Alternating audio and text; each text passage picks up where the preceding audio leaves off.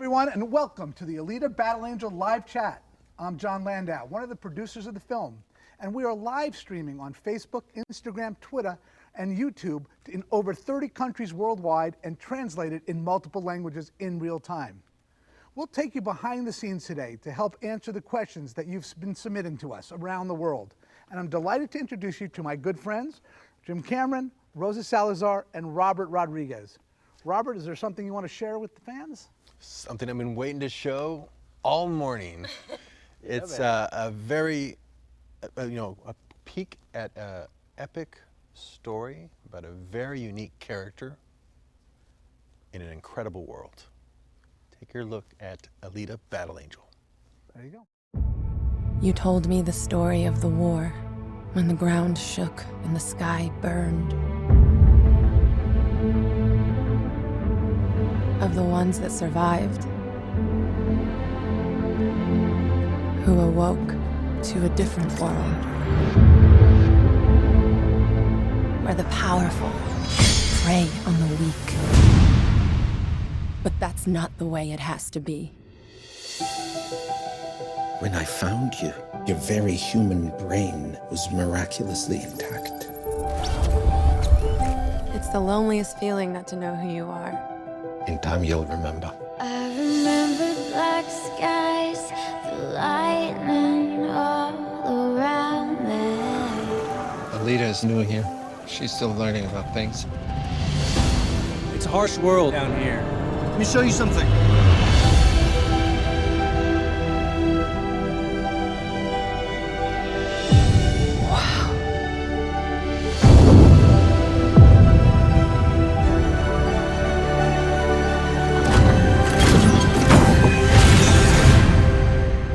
This body, I feel a connection to it. I can't explain. You know more about me than you're saying. Alita, some things of it are left forgotten. And I'll find out for myself. Alita, run!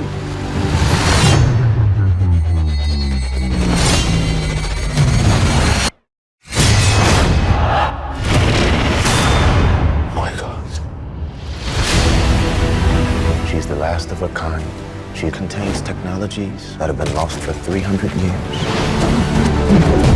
She's threatening the natural order of things. Alita, they will come for you. I'll have to face them head on. I'm gonna need you to stand way back. Tonight is not a game. It is a hunt. I need you to destroy her. You just made the biggest mistake of your life.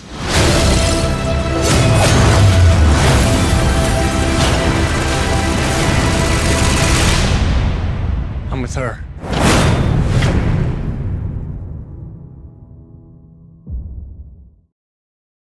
On us, guys. Well, finally, we get to share something with audiences around the world. And Jim, I want to start with you with a question from King Kong Cali in the UK. Okay. What brought your Really, attention? King Kong? That's his username. What brought your attention to the manga itself, and what made you decide to turn it into a movie? Well, it's an interesting history going back, I'd have to say at this point, almost 20 years. Guillermo del Toro, who's a very good friend of mine, director, Shape of Water, all that stuff, turned me on to the anime. And it was a short anime that had been done from a kind of a mashup of the first couple of books of Alita Battle Angel.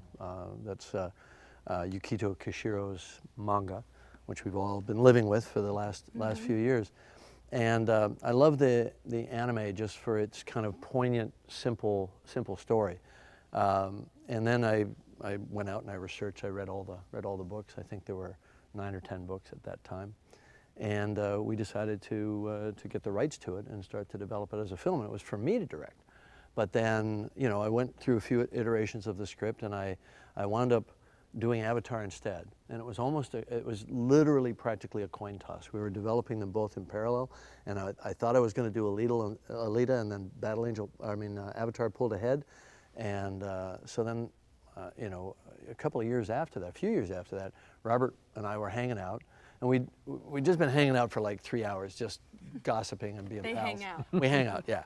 And so he's getting in his car, you know, and the car door's about to close, and he says, "So you got anything?" You know, like an afterthought, total afterthought. And in a split second, I thought, I'm not going to get a chance to do Battle Angel for a long time. So I'm doing all these Avatar sequels. So I handed it to him, handed him the baton. Yeah, that's the rest is history. You mostly do material that you create yourself, but you saw something in the character and in the world that made you say, you know what, I want to adapt that, which I thought was very interesting, which made me interested in the project too. Right, and then you adapted my adaptation, and that became the shooting script. You wrote the shooting script. And what I saw about it was very unique. It was similar to some of your other, like Sarah Connor and Ripley, but instead of someone with a very heartfelt character finding their warrior spirit, this had the reverse twist, which is someone who had a warrior spirit already and had to discover her heart. And I could see immediately why you responded to it, and that's what got me wanting to. That brings us to a question from Lewis from Yorkshire. Robert, what was the experience like collaborating with director James Cameron Aleta? A huge fan of your work and very excited for the film. Keep rocking. Well, I mean, I described the living hell of our creative process. I went to school, first of all, on Jim's movies. When I was dreaming about making movies, he was already doing it, and I was studying Terminator and The Abyss and Aliens and going to school on all of that. And then I met Jim, and I became friends 20 years ago, over 20 years ago, and we're into 3D and into doing multiple jobs on the set, so we kind of had a kinship in how we like to do things. But I always looked up to him as someone who's very masterful because of the mastery that he had accomplished by always pushing the envelope and very high-tech filmmaking that was always surrounded only a story that was purely about character and heart. So he had something that no one else had, so you try to emulate guys like that. And we tried to work together for many years, around times before Sin City on one project and then later on something else, because we enjoyed each other's company and vision of what we do. But me always knowing I would be learning from him more than he would ever learn from me. Well, this is not quite true, because I've been going to school on you for years as well. I mean, Sin City for sure, absolutely. I mean, your whole deconstructed way of working against green screen and all that, so graphic and powerful. I mean, you just blew it up with that. So I just knew it was going to be a fertile, kind of collaboration. And I think, looking back on it now, I think we can both say that it was pretty satisfying, because I left you alone on the set. You're a big boy, you know how to direct a movie. I came down once just to say hi so the actors knew I actually was on the film. And I remember one day, right? We were in shots that day too, so it actually that's true. Really motivated to have you there. We were in Video Village, Yeah. and I remember I was standing there next to you, and we were watching the screen as they were setting up the next thing, and you went, "I'm gonna go.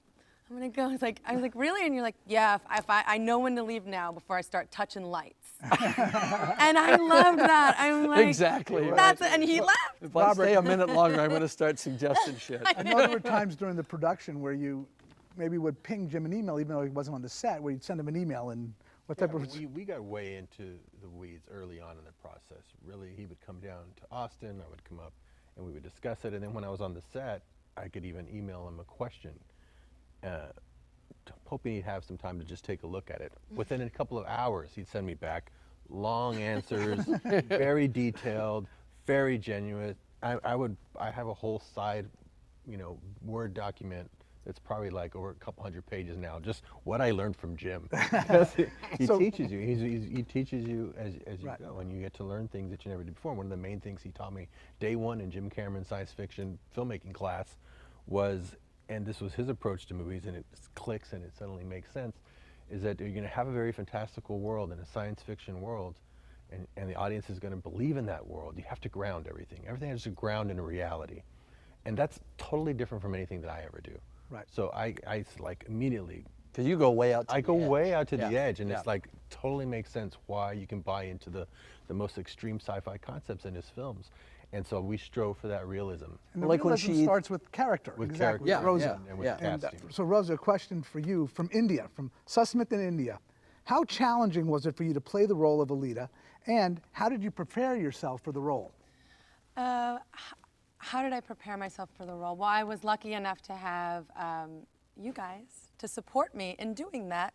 I remember, Jim, you sent an email to Robert, said we should get her into training right now, which we were about 6 months out, so that you don't, get 2 takes out of her, and then she's spent. And I really And so that you could kick took ass. that, and I do, and I now I And do you do. kick ass. She does. But it's true. Even pretending to be Alita was exhausting because she's so capable. Her body is, you know, it's a machine. So it's even pretending to be her, you know, was exhausting, and it challenged me to the nth degree. I mean, you guys had me in training with Keith Hirabayashi, who I adore, who taught me that martial arts is not only physical strength, but also balancing and finding harmony within yourself, finding your chi, you know, harnessing the tiger, not just being the tiger. And I studied with him 2 hours every day, 5 days a week, and I was transformed. When I walked in there, I was made out of croissants. You know, you had a big hand in shaping my diet, which I now carry on. We're still working on that. You know, and it was so helpful that we had the previs, the artwork that you guys put together, so that I could start to understand her movements, and because she has a very unique movement, and the way that she stands, and her physical nature is very, you know, otherworldly. So that was challenging, getting into shape, getting strong, and I felt strong. Yeah. And it was also about that. You acted yes, that and strength. it comes from that. Yeah. It doesn't just happen, one doesn't happen without the other. When you are on a physical journey, transforming into a character, that other part is also in training. And I think another thing you did was you immersed yourself in the graphic novels that Kishiro wrote. And I know that because when Kishiro came and visited us on the set, you were up there, can you autograph my dog-eared, all of the tabs, stickers, and I had this, you know, your process calls to you every movie you do, every project you do, your process becomes a little different. Obviously with the performance capture suit, that was another part of it. But one interesting part about it is that I printed out every single page of the first book, you know, of Gundam, and I colored it, because I wanted to spend time with her. I had already read the books. That's fantastic. I had already done the notes. I had already read your, you know, your 5-page declaration on Alita, which, by the way, you could win WGA awards for as emails. I mean, there's a reason there's a separate folder. But I spent time with her, and I wanted to care about her as much as you guys do. You guys, especially you guys. Yeah. You spent so much time with her and caring about her, and I like the way you say it. You needed to find the right people to raise her together. Yeah. And so that was a challenge. We have the benefit now of having seen the film. You know, we live with it, but we've seen it, and we see how you are the living, beating heart center of the movie. You know, and we knew that very early on, that you were kind of our ace in the hole, that the visual effects would be big and expensive and spectacular and all that, but it all focuses on you. Well, that's what I like about both of you. It's, for me, being around you two and watching your films and going to your schools of making film, you know, you both are engineering on the site. You know what I mean? Like and it makes, it's not surprising to me that you have Weta, because they do the same thing. Yeah. They're on set and they're creating in the moment. And you know, when I watch, you know, behind the scenes of Sin City and how you use the black and white against the green screen, it's just, it's brilliant. And I wanted to be a part of that. And when I see Alita on the screen, I see myself. And you both care so much about the acting. It's very important. So Robert, Yeah. in the casting process, what is it about, this is from Lizzie in Mexico City, what gave Rosa the edge over all the other actresses that you auditioned? She absolutely affected me the moment she came in and did the scenes. I was affected in a way I had never been in just a casting room, you know, and I watched the tape afterwards, and sure enough, it happened again then. I even jumped the gun a little and sent it immediately to Jim, thinking, you know, we still have a lot of people to see, but if we had to shoot tomorrow, this is very promising. What do you think about this? Yeah. You remember your reaction? Yeah, I said, we're done. You know? And Robert said, whoa, slow down. They still have to see this person, this person, this person. It's like, okay, you can see them, but we're going to cast her. Yeah, I mean, and this process, this performance capture that you guys do, I mean, we say it at the beginning, but I didn't really know from experience that the performance of the actor is truly one-to-one throughout, all the way through, and drives it. And so I knew the casting would be important, but now that I've been through the process, you really see every nuance of her performance, down to the sweat on her eye on the set that day. in the character, which helps the technology go away, because at the end of the day, this has to be about a character that we really believe is there and that is real as any other character, which is why we shot it very grounded and very real, with real actors on real sets, so that the process doesn't pull you out of the movie. Right. And then you can go with the spectacle that's being presented and the very heartfelt journey that's being presented. Well, when you are up for a role that's completely in performance capture, by the way, I only say performance capture, and I remember in the beginning I would say motion capture, you know, because that's what you hear a lot. Mocap, the buzzword of mocap, and I remember you going, it's performance capture. I'm like, okay, but as I went along the process, I was like, this is performance capture. And when I saw the bits and pieces that were starting to be edited, I was like, she's more human than human. Yeah. When I see her, that's what I feel. I feel it's not jarring in the sense it's like, whoa, like this is a crazy trick, but it's me. And when I first, you know, got the role and I'm like, I'm wondering how much of my performance is going to be there. Because as an artist, especially us as artists, we're very protective over our craft. And when I saw it, I was even more impressed, because I was like, it's me. And you even put things on her face that are on my face that I wish weren't on my face. She's so me, and it's amazing when you watch the film how quickly you forget that you can't possibly be real. Yeah. Because your eyes are so big and your face is so heart-shaped, and it's a very stylized look, which comes right from the manga. You're a living manga character. I would say in the first couple minutes, you just forget about it, and you're watching Alita. Alita becomes a person. Yeah, and you're with her. Yeah. You want to be with her. Yeah, and you forget about it. You have to remind yourself that visual effects are involved. So Robert, it's beautiful. From Helmet in Germany, other than Rosa, you have a great cast. Yeah. Tell us about the rest of the cast. Oh my gosh, we got, you know, Christoph Waltz right off the bat, somebody that, you know, I've known through Quentin's movies, but always wanted to work with. And when I started imagining him rereading the script with him in mind, it's like, oh my God, we have to get Christoph. Yeah. He would give all of these, you know, even scenes about technology, so much weight and heart that would disappear. And you're now just listening to someone who's really passionate about what they do, and who's passionate about raising this daughter in this crazy world, a daughter who has a lot of power. And what do you do with that power, and how do you direct that power and not abuse it? I mean, it's a very timeless story that just ends up being very timely right now. And the father-daughter love story is at least as strong as the boy-girl love story. Yeah. I mean, that was the most powerful for me. I was so close with my father that this was an amazing cathartic experience. You know, I get to relive that relationship, that very special bond. I mean, the rest of the cast, for me, I'm a craft nerd. I love this.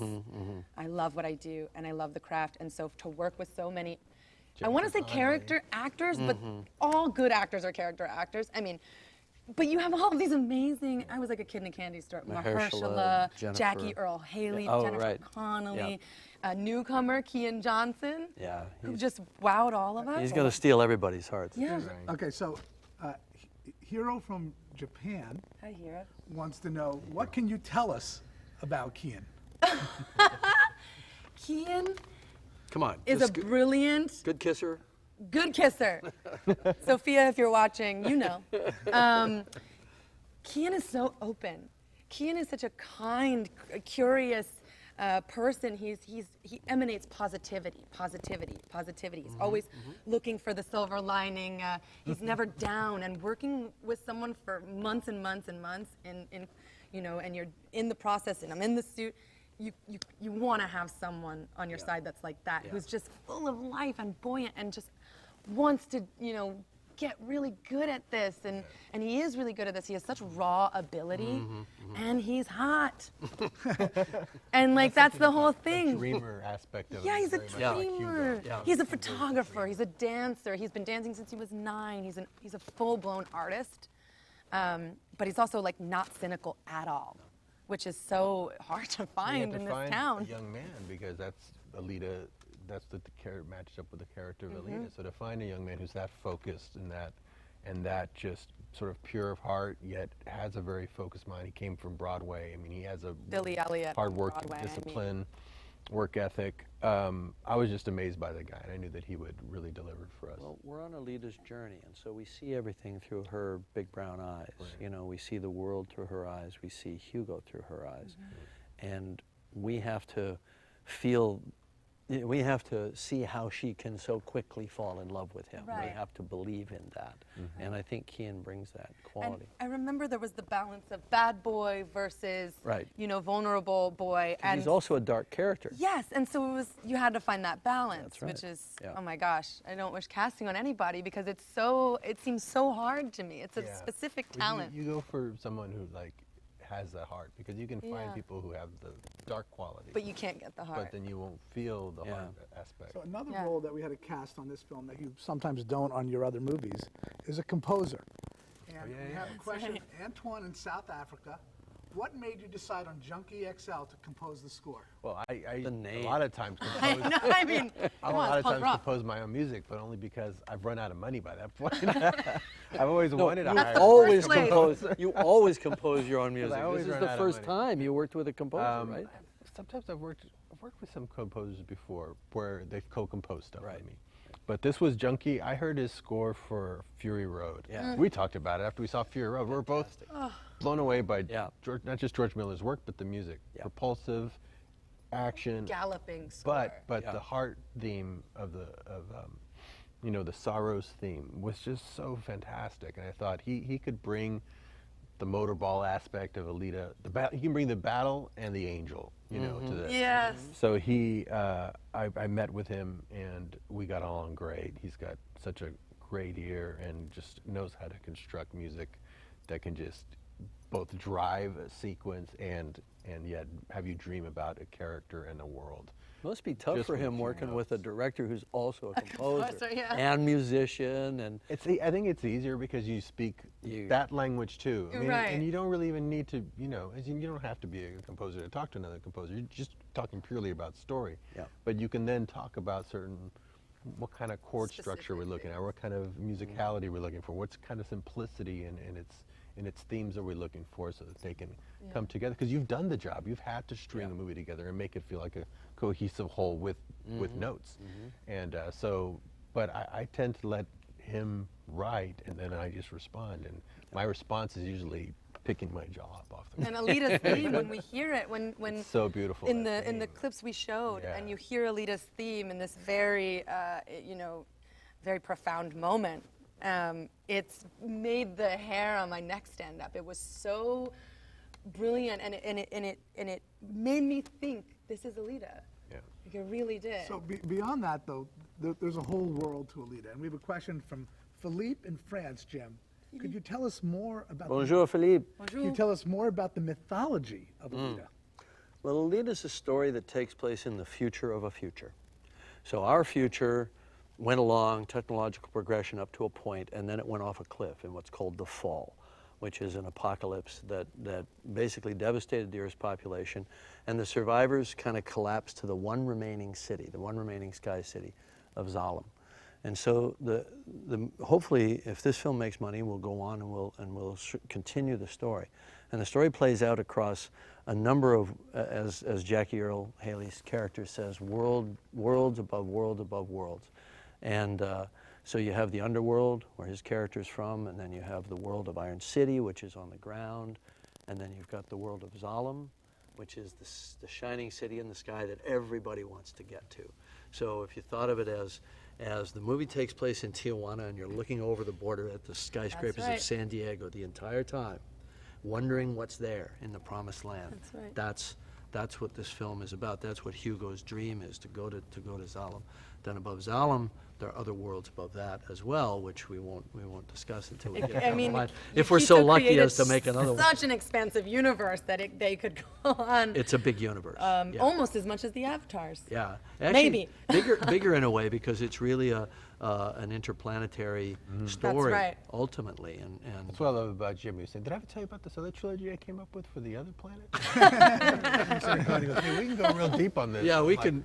Wow. Yeah, it just kind of opens up If in you've kind of ever fractal read the detail. books, right? you're like, it goes on, and you can't explain what happens in last order. No. It's like, nanobots, she's a butterfly, just chill. You don't know. You don't know. You don't know. It's just cool and beautiful. Yes. Yes. I mean, the thing about the books is that they're fresh, they're imaginative, they're cutting edge, they're beautiful, they're horrifying. Yeah. Oh, God, I mean, they're terrifying. You know, we can't go quite as far down that path in a PG-13 film as Kishiro goes. Yeah. You know, but we can allude to it. Yeah. But one of the great things too, one of my big thrills was when Kishiro came to visit the set. Yeah. And you know, he's a man of very few spoken words, incredible on the written page. And to see the smile on his face when he walked into Iron City, the world that he created, and how you guys in the designs held true to that on the page. And he did a wonderful message, Jim, that Robert Rose and I shared at Comic-Con on Friday, where he talked about how thrilled he was with everything he's seen. And I think to see his character brought to life, Yeah. you know. Yeah. No one ever shows up Done on a set justice. at a good time, right? You know, when people visit the set, it's always like a close-up of a teacup or something.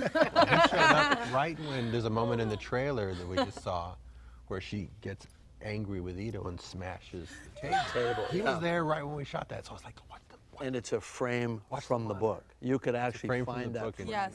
I know. I colored it. Yeah. And when he walked in, I remember I ran right up to him and I wrapped my arms around his neck, and he was like, Alita. He was like, this is her, because that's her. She's just like, hi. Yeah. You know, she's this, but she's also this, but she's Well, also see, this. this is the arc that you had to create, because as she recovers a sense of who she was and she gathers information about who she used to be, she goes from this carefree, very young, very Doll-like open, girl, yeah. curious, and loving spirit Yes. to something quite a bit darker. Yes. And she has to wrestle with that. She has to wrestle with the demon of her past. And I think that's what's amazing about the journey. And it also, the father-daughter love story, it's also very much, I think, about female empowerment and the difficulty of a father letting go of a daughter and letting her be who she is going to be, regardless of what that is. It has to be her vision of and her she's life. going to be She's gonna who do she it. wants to be, who Yeah. she's meant to be. Yeah. I mean, you don't get to play those roles all the time as a woman, and it was such a, I mean, but it's as universal to all people. I mean, we all feel insignificant. We can all feel like, you know, we don't have the ability to change anything. We can all feel powerless. But I think what's beautiful about this story is that she goes on this journey and she discovers that she does have, and I think that that's the theme, you know, like we all have that ability. When we dig deep and we search within, we all have the ability to change our circumstances and possibly the circumstances for a large group of people. Right. So, See, yeah. not only does she discover her power, which is vast, Oh, yeah. but she discovers her morality and her humanity, yes. and her humility as well. And her heart. Yeah. So- And her heart's so heartbreak- beautiful. Yeah, it's just like, yeah. She even shows it to us. Yeah, she said, here it is. And that's, you know, that's very me. And so for you guys to pick up on that just from the room was yeah, I am very much So in terms of that playing way. this character, fan site from Brazil wants to know, Brazil. what was the hardest scene in the film for you to do? I mean, they were all brilliant. And even if they were challenging, I was pinching myself the whole time. We always joke, we're not going to have anything left to pinch. No, it's like for 3 years. It's all straight, red right pinching there. power. I guess the hardest scene for me, there were two. One is emotional, one is physical. You know, I'm not Alita. I am Alita, but in my real life, I'm not as. How could you possibly as strong Nobody as could be as her? strong as You know, her. no one can be. That's kind of the point. But there's a moment. This is the physical moment where she's, you know, she has to carry a whole body, and we had a full replica of that body, and Alita goes from a lot of down positions to straight up positions, and you know, I got my squats in on that one. Yeah, And I pick up a whole body, and I'm like, oh my God, I'm picking up this whole body. We'll just do a clip. You know, we'll do the Yeah. Alita Buns of Steel workout. That's right. Down, pick up the body, up, pick up the body, down. But the scene where she leaves in the fit of teenage rage. Yeah. I mean, Fine. you know, the thing about my part of the job is that I feel everything. I feel everything. And we're talking about the father-daughter relationship. Christoph was brilliant in that He's scene. so brilliant. He He's says so the most still. amazing thing you've ever heard, and he says it in a way that you utterly believe. Yeah, like this is he's reasoning. He tells you what you want. He tells me what I am, and I'm just like, I want more. And he's like, the limitations and what we're talking about, becoming yourself and fighting to become yourself.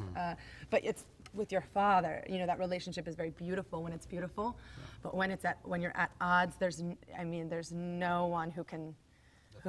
There's nothing more devastating than that. To hold you back. Yeah, and all you want to do is charge forward. That's right. So you talk about So I cried a lot that day. You talk about teenage rage.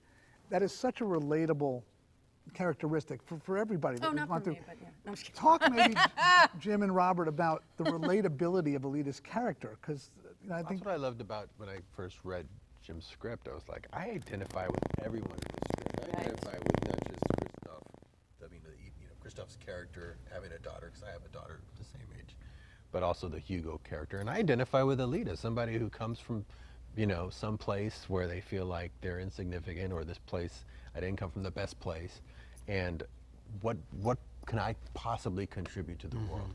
And they find their true significance through that. That's a journey everybody can hear. That's a story you should hear today. And so I just found it very relatable, and what Jim made sense. Make it grounded, make it believable. We're gonna have so much flights of fancy throughout the movie. No one will buy it if it's not believable. So through the casting, to the way it's written, through the way the drama plays out, you've got to believe that you're there, and then you'll believe everything. And stick with the story. And Which doesn't sound unique, but it is unique when people very think unique. that way. When you gave me a 180-page draft that I had to squeeze down, that was what drove it. That's where the pinpoint. That's what I gave you a novel. You gave me a script. Jim, not only did you give him a novel, but you gave him, I think, how many pages? 600. Only some of the notes. 600 pages. I edited it down from 1,200 to 600. I didn't want to overwhelm him. Just so I could find. No, it's a world. And everything said the same thing. It all pointed towards the story and the characters and the relatability of it, which is essential in science fiction. Now that I've been to the Jim Cameron science fiction film school, that's really makes sense. I wrote up a manual for how to, for how to be a cyborg. How to be a cyborg. Because one day, you woke up in a machine body, right. and it's like, all right, well, how does this work? Everything from how her body works, what her body is made of, how she feels, how she might feel, and to quotes, to a little backstory. I mean, I got I said, does Jim have any notes? I got a 5-page. I call it the 5-page Declaration of Alita, and it was immensely helpful. To know what I am. Right. You told me what I am. You're my Ito. When you think about Jim's movies, that's what he does in everything.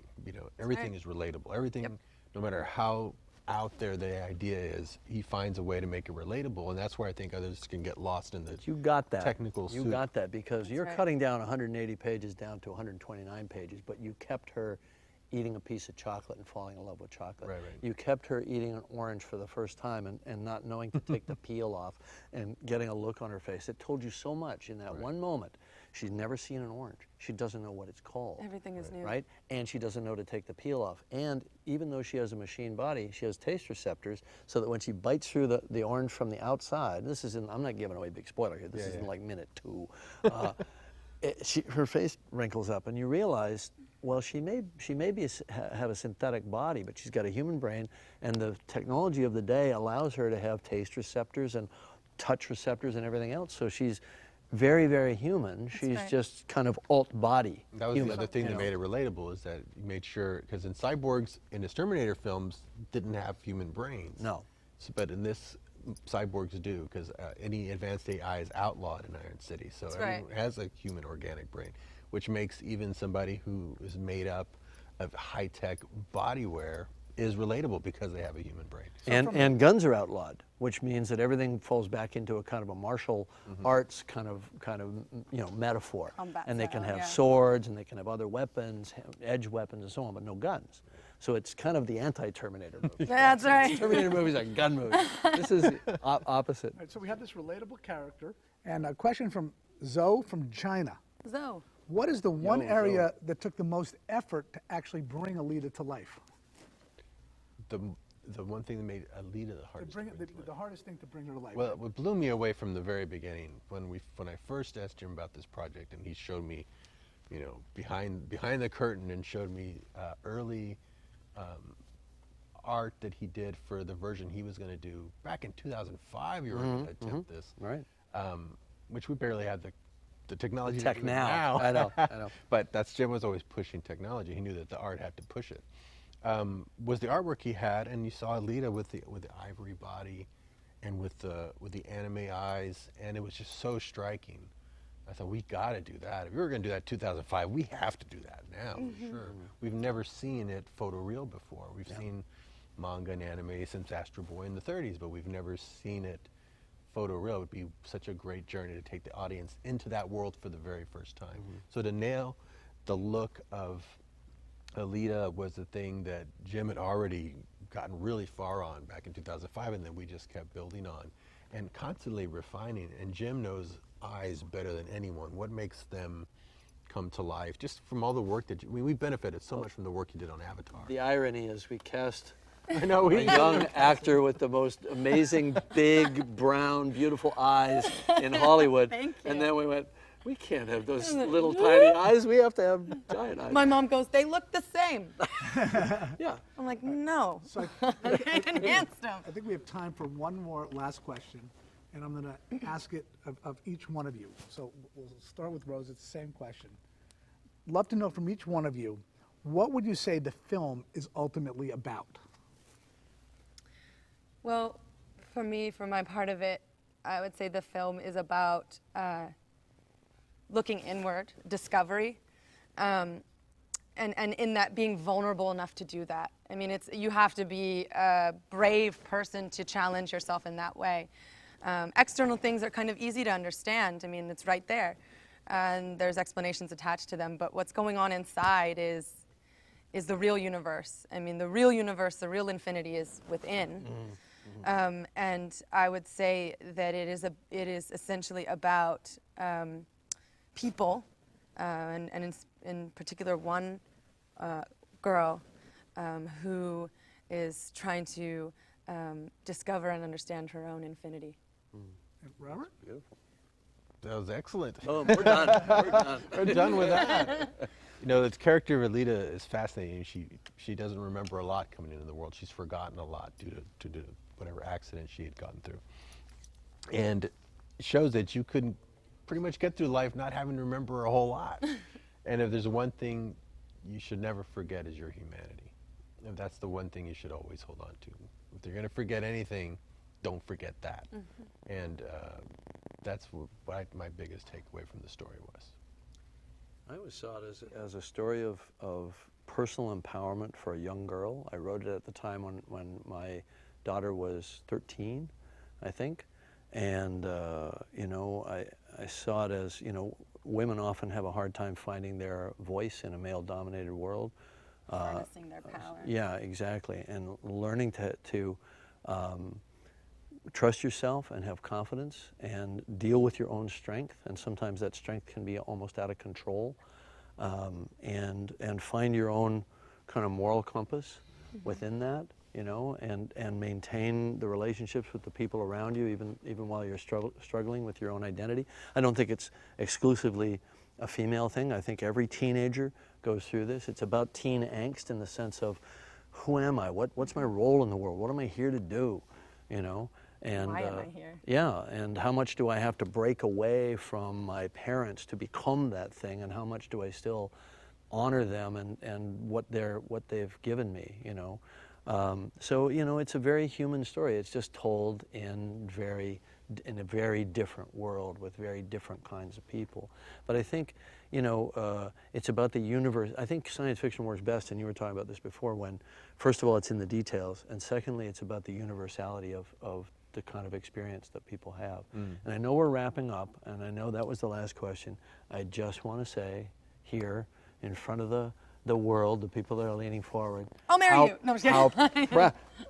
I'm married. How proud I am to have gotten to work and play in this creative sandbox with both of you guys. Same with you, my gosh, and you and Jon.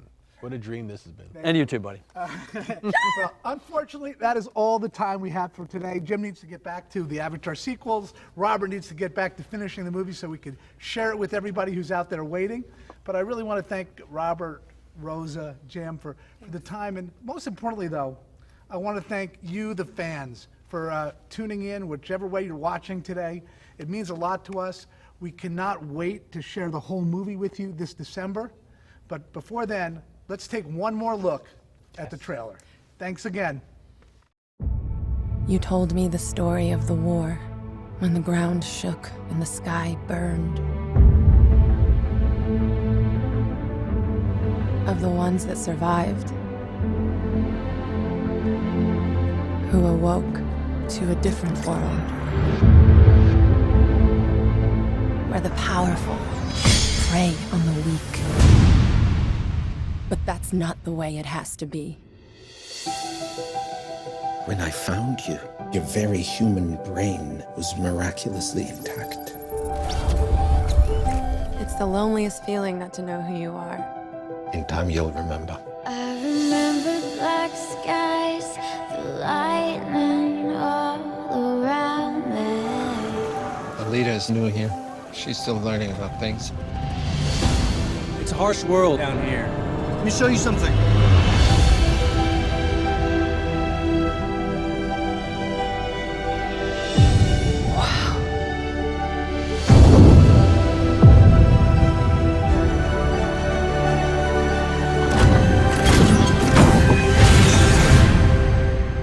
This body, I feel a connection to it. I can't explain. You know more about me than you're saying. Alita, some things are better left forgotten. And I'll find out for myself. Alita, run!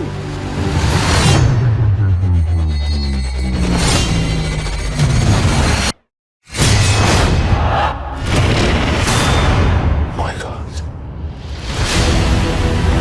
She's the last of her kind.